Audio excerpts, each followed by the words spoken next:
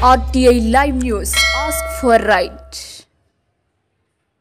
నలుగురు నిందితులు ఒక గ్రూపుగా ఏర్పడి వీరు చేయు పనుల వలన ఎక్కువ సంపాదన లేకపోవడంతో సులువైన మార్గంలో ఎలాగైనా ఎక్కువ డబ్బులు సంపాదించాలనే ఉద్దేశంతో రాత్రి సమయంలో దొంగతనాలు చేయాలని నిర్ణయించుకుని నర్సంపేట మండలం మరియు చుట్టుపక్కల గ్రామాలలో సోలార్ లైట్ పోలికి ఉండే బ్యాటరీలు దొంగతనం సులువుగా ఉంటుందని అనుకుని గత కొన్ని రోజుల నుండి చంద్రయ్యపల్లి, దాసరిపల్లి, బాంజీపేట, రాజేశ్వరరావుపల్లి, ఇటుకాలపల్లి, ఆకుల తండ, భోజే నాయక్ తండ, మాదన్నపేట, నాగుర్లపల్లి మరియు మహేశ్వరం గ్రామాలలో సోలార్ లైట్ పోలుకి ఉండే మొత్తం 38 బ్యాటరీలు దొంగతనం చేశారు.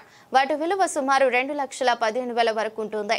ఈ రోజు తెల్లవారుజామున మళ్లీ దొంగతనం చేద్దామని వచ్చి రాజుపేట గ్రామ శివారులో అనుమానాస్పదంగా తిరుగుతుండగా అనుమానం వచ్చి వారిని అదుపులోకి తీసుకుని విచారించగా సదరు నిందితులు తాము చేసిన బ్యాటరీ దొంగతనాల గురించి ఒప్పుకుని వారు దొంగతనం చేసిన బ్యాటరీలను వారి ఇంటి వద్ద డంప్ చేసుకుని అదును చూసి ఇతర జిల్లాలో స్క్రాప్ చేసి అమ్ముకుంటారు.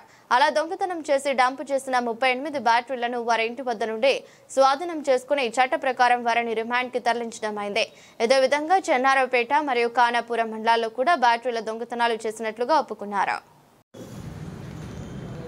పక్కల గ్రామాలలో గత కొంతకాలంగా ఈ సోలార్ బ్యాటరీస్ గవర్నమెంట్ పెట్టినటువంటి సోలార్ లైట్స్కి సంబంధించినటువంటి గ్రామాలలో పెట్టినటువంటి లైట్స్ బ్యాటరీస్ దొంగతనాలు జరుగుతున్నాయి.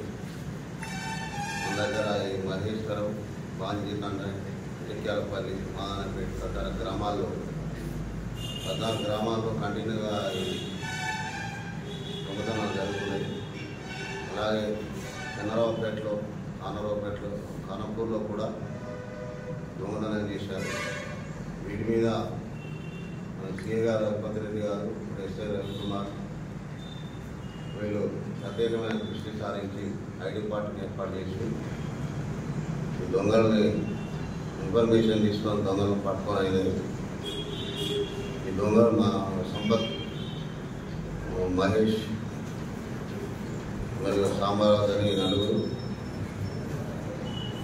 పాలకుర్తి, డెబ్బర్గఢ్ ప్రాంతాలకు చెందినవారు.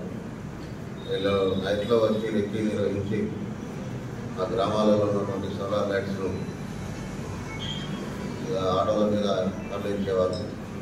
కరీంనగర్లో ఇలా అమ్ముకుంటున్నారు. ఈ అన్నింటినీ కూడా మనం వాళ్ళ దగ్గర నుంచి స్టోలన్ ప్రాపర్టీని రికవర్ చేసి ఈరోజు రెడ్డి గారి దగ్గర ప్రొడ్యూస్ చేస్తున్నాం.